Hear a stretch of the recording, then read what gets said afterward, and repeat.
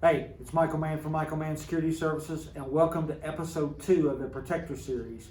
We're going to talk about very quickly the components of physical security or protection at a church. So we get a lot of questions about what should our church security team or safety team do? What kind of training should we get? What if we don't want to put guns in the church? What does that mean? So let me go over what we have done over the last 5 years. Has been very successful. So you can use this as a single approach, or you're just going to come in and do one of these, or you can do this in a phased approach. So this is our idea of physical protection, no different than an executive protection program. Something I've managed executive protection programs and designed them for the last couple of years, and so I'm going to kind of walk you through the process because it's very similar in church security. So number one, components of physical security. The very first element or component when we start talking about training and certification and what your team should be doing and what they should be taught is observation and behavior detection. That is the Israeli security concept, folks. That is a minimum of at least one day, one very long day, probably 2 days of training. That's going to show you what the adversary looks like, or understanding the adversary. It's going to get into the attack cycle, or what we call the adversary attack methodology.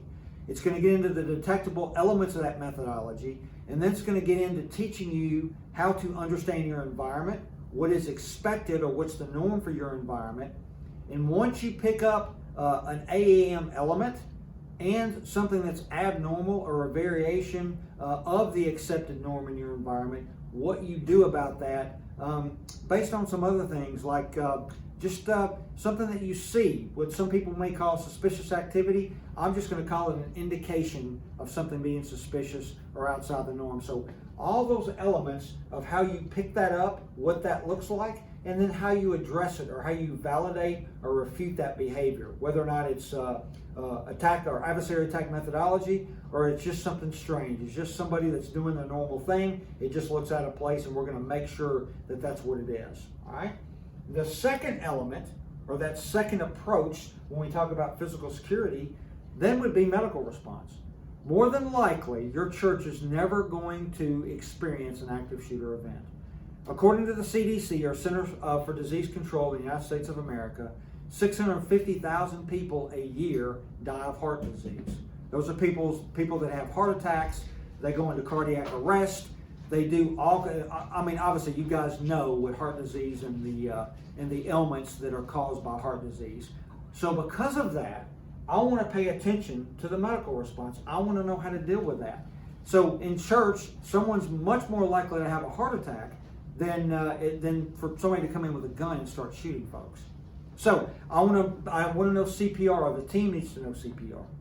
We need to have an AED, and you need to be certified and trained how to use that AED. If someone walks to the door and they slip and they fall and they cut their knee or they break something, I want to know how to immediately respond to that and be able to at least get them comfortable and get them secure until EMS or the paramedics arrive. Okay? So medical response and training and certification would be the next phase or next element. Those are actually the two most important elements when we start talking about training and certification in physical protection for our churches, because these are the things you're going to deal with. You're going to practice observation and behavior detection every time you're on service or on post, and more than likely at some point in your time as a volunteer, you may have to respond to a medical incident. The next phase in physical protection is going to be conflict management, and that is it's kind of part of observation and behavior detection, but not really. We separate it because that's when someone gets upset. So it's not necessarily an adversary that's going to come in and shoot the church up, but it might be somebody that you're going to deal with that's going to cause conflict. If you're in a location in a downtown area where there's a large homeless population and you serve those folks, you need to understand conflict management. If there's a domestic situation, somebody shows up at church that's not supposed to be there, you need to know how to deal with it. If someone just happens to get upset in the congregation and they don't like what the pastor says, and that's a loud conversation in the sanctuary, you need to understand conflict management.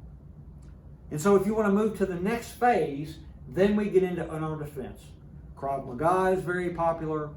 There are some defensive tactics systems out there that have been there for a long time. Just understand as we start moving down this cycle or down these phases the more we get down into this, the more liability there is for you, your church, and your team. So unarmed defense is going to be those defensive tactics, everything from that soft empty hand control to those hard empty hand control techniques. Then we might get into something like intermediate weapons. We've talked about that before. The use of oleoresin capsicum or pepper spray, maybe the use of baton, maybe even the use of a taser if the church or the state where your church is located allows a citizen or civilians to carry those. I'm not saying to do that or not to do it. Again, understand, the more we move down these phases, the more liability there is going to be for your church. Then if you decide that you need something else, then we go to handgun training and certification. So that's responsive in nature. That is for you to deal with that active threat or that active shooter. And then we can actually move into active threat response training, which shows you actually how to respond. Not to use the gun, but how you're going to get to point A to point B very quickly, and how not to get hurt and save as many lives as possible. So these are the components of physical security when we talk about churches. Even though some of them don't deal with physical security, these are the training elements and the components that are going to help you protect your church. And remember, I only need the first two. If I were to pick any out of this for any church, observation and behavior detection and that medical response are the most important and most critical. Okay?